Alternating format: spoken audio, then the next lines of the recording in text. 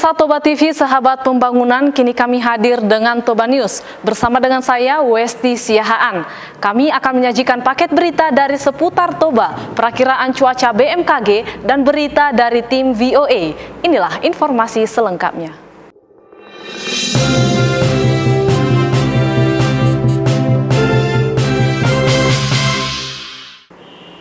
Selasa 19 Mei 2020, pemerintah Kabupaten Toba menerima bantuan dalam rangka mendukung penanggulangan COVID-19 dari PT Inalum dan Perum Jasa Tirta. Berikut informasi selengkapnya.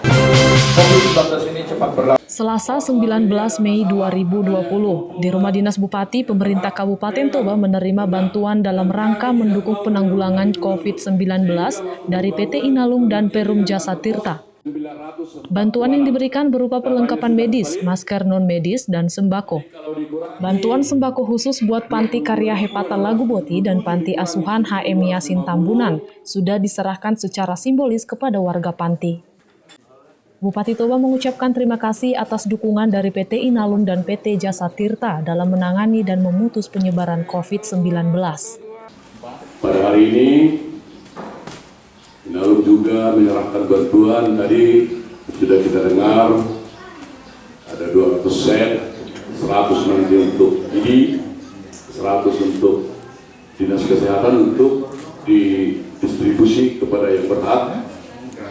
Di samping itu juga PT Inalum memberikan bingkisan sembako 750 total, yaitu untuk Yasin 25 dan Hepata 76. Bapak Ibu dari Hepata dan Yasin, mudah-mudahan bantuan yang disampaikan Inalum bisa mengurangi pengaruh COVID ini, dan semoga bermanfaat untuk kelangsungan kehidupan dan hidup kita ke depan. COVID-19 ini cepat berlalu dan kita semua... Dari Rumah Dinas Bupati Kabupaten Toba, Toba TV melaporkan.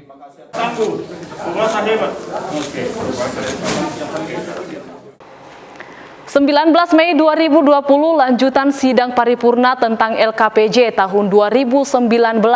Sidang ini beragendakan tentang nota jawaban mengenai tanggapan dari setiap komisi, dan berikut informasi selengkapnya.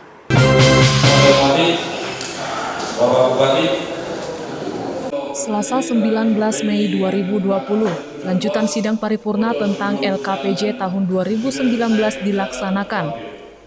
Sidang tersebut turut dihadiri oleh Bupati Toba Darwin Siagian serta OPD Kabupaten Toba, anggota DPRD Kabupaten Toba. Acara ini dibuka oleh Wakil Ketua DPRD Chandro Manurung. Sidang ini beragendakan tentang nota jawaban mengenai tanggapan dari setiap komisi. Bupati menyampaikan kekurangan pekerjaan akan segera dimaksimalkan.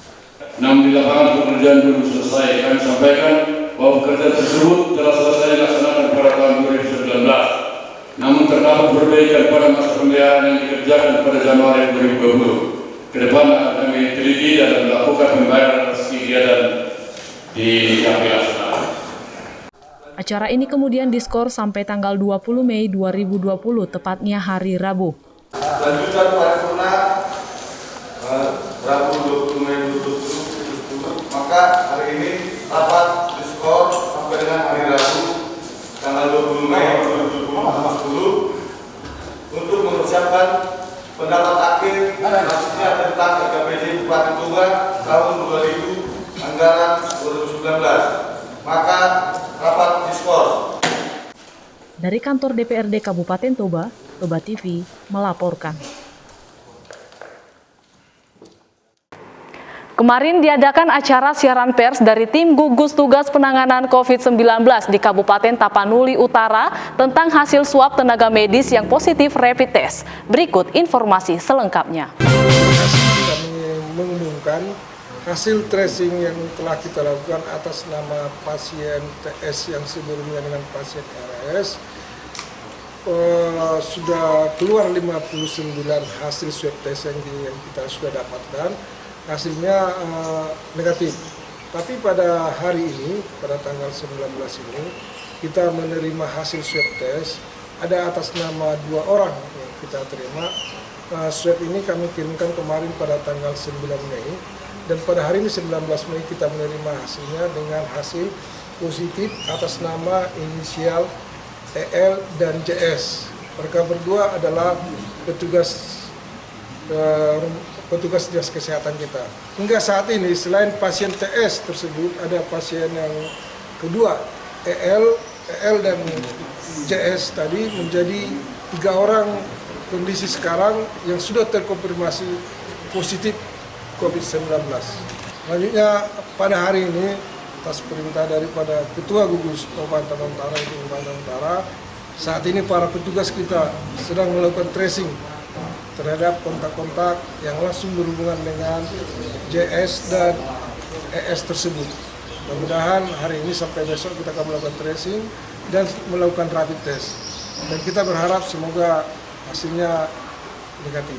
Untuk itu kami menghimbau kepada masyarakat agar mari kita sama-sama mencegah COVID-19 ini dengan perilaku hidup bersih dan sehat, menjaga sering cuci tangan, menggunakan masker, dan kami berharap para anak-anak rantau yang dari Tapanuli Utara, kami berharap agar jangan kembali mudik atau jangan kembali ke Tapanuli Utara, khususnya yang kawan-kawan dari zona merah.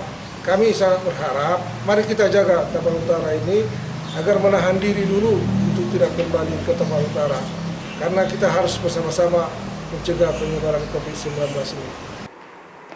Berikut kami sajikan perakiraan cuaca dalam minggu sepekan, langsung dari BMKG.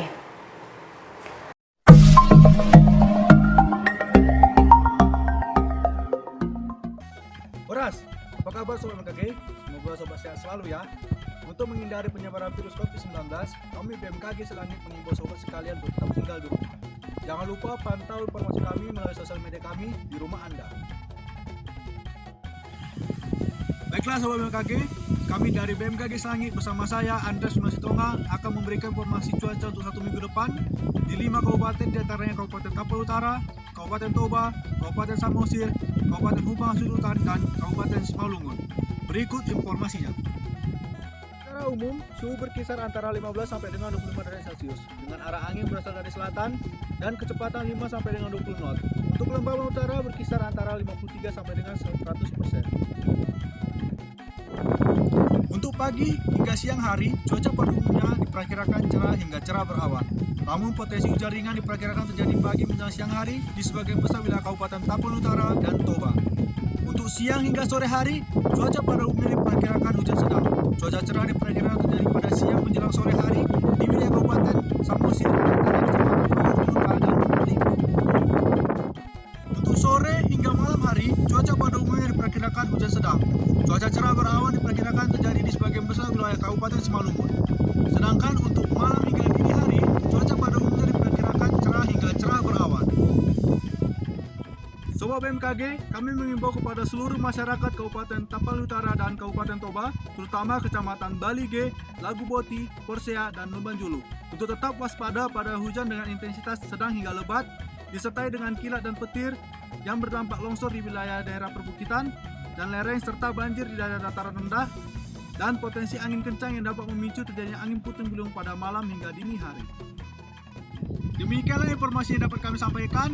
Sampai jumpa di perakiraan cuaca minggu depan. Horas, horas, horas!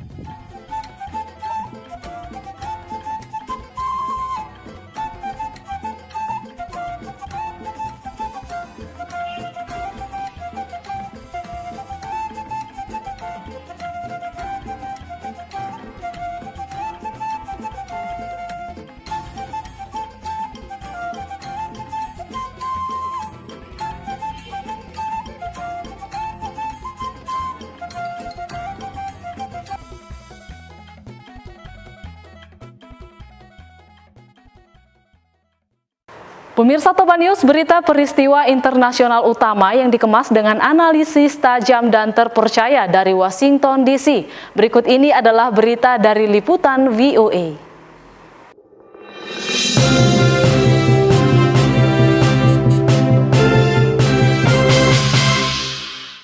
Perbedaan kultural jadi kendala sosialisasi masker di Amerika Serikat.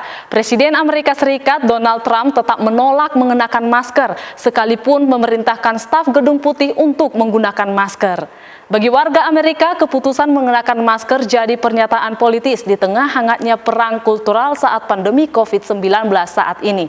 Selengkapnya ikuti liputan VOA. Pegawai dan pengunjung Gedung Putih akhirnya diwajibkan mengenakan masker setelah semakin banyak yang terbukti positif virus corona, termasuk Katie Miller, juru bicara Wakil Presiden sekaligus istri penasihat Gedung Putih Stephen Miller. Presiden Donald Trump mengaku ia yang mewajibkan. Well, if there's a certain distance from me or if there's a certain distance from each other, they do.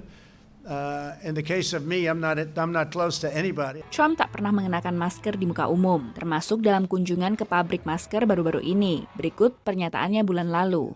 I think wearing a face mask as I greet presidents, prime ministers, dictators, kings, queens, I don't know, somehow I don't see it for myself.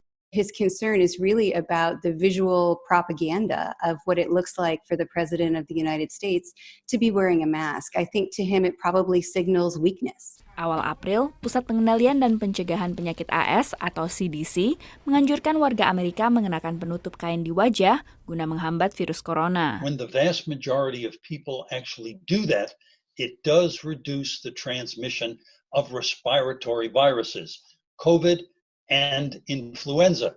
So it has a double benefit.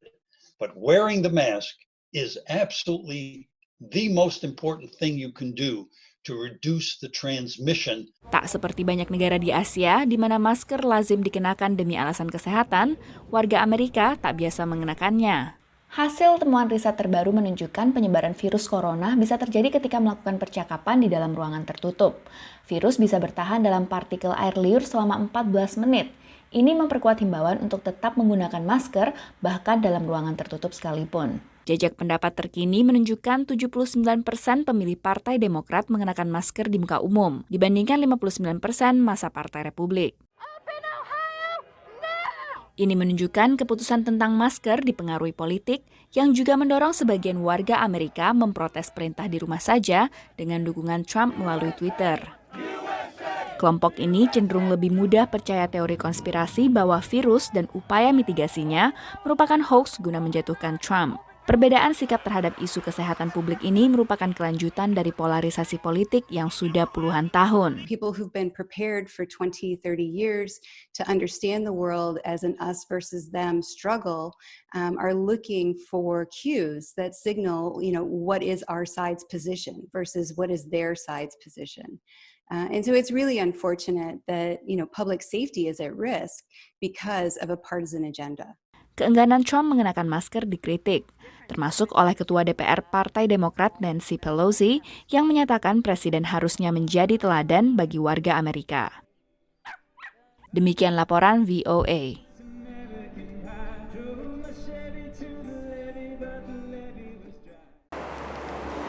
Pembukaan kembali kegiatan ekonomi di tengah pukulan terhadap retail. Sejumlah negara bagian Amerika Serikat yang menjadi pusat penyebaran COVID-19 seperti California, New York, dan Washington mulai membuka kembali kegiatan ekonomi. Ini memunculkan kelegaan pemilik usaha maupun pekerja di tengah berbagai ketidakpastian serta lonjakan angka pengangguran hingga terpuruknya retail. Berikut informasi selengkapnya. Masker dan tameng wajah, jarak 2 meter antar kursi pelanggan, lapisan kaca di depan kasir, dan penyanitasi tangan untuk pegawai maupun pelanggan. Itulah berbagai langkah pembatasan sosial yang dilakukan di seluruh salon di Seattle, negara bagian Washington, yang akan kembali beroperasi dalam pembukaan fase kedua Juni nanti, menurut panduan yang diterbitkan Gubernur Washington Jay Inslee. We want our customers and our staff to feel safe coming back, and we're going to let the science and the data that Governor Inslee is talking about really decide for us. Tapi muncul petisi online mendesak pembukaan salon ditunda hingga fase keempat yang diperkirakan terjadi pertengahan Juli. Di antara ribuan penanda tangan ada pula pemilik salon dan penata rambut. And I hope that, some petition with 3,000 people doesn't make the decision for me in my business. That doesn't seem fair or reasonable. Sementara di negara bagian Michigan, pekerja pabrik otomotif mulai kembali melakukan kegiatan manufaktur, termasuk di 3 besar produsen mobil Amerika, General Motors, Ford Motor, dan Fiat Chrysler Automobiles. Di sini pun proses produksi menaati prinsip pembatasan fisik. It's a great sign that we're trying to get back to some level of functionality within the environment that we now find ourselves in. And I think it's good on both an economic but also a psychological level. I think that the workers need to be reassured that life is going to go on after this thing. I think consumers and executives, everyone wants to feel like we can move forward.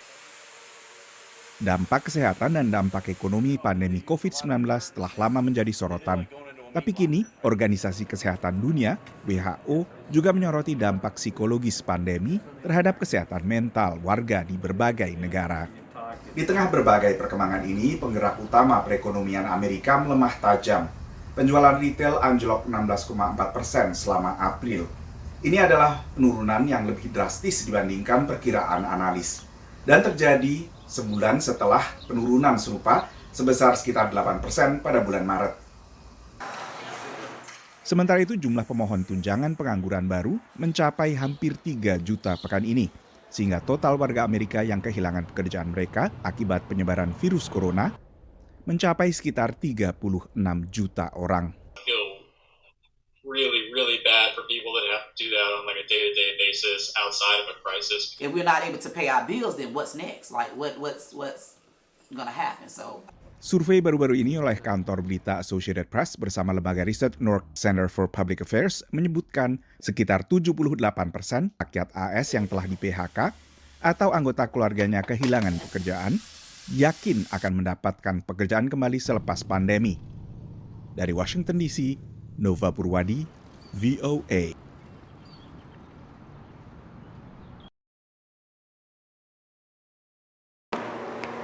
Baik pemirsa, demikian informasi yang dapat kami sajikan. Saya Westi Siahaan dan kru yang bertugas mengucapkan terima kasih dan sampai jumpa.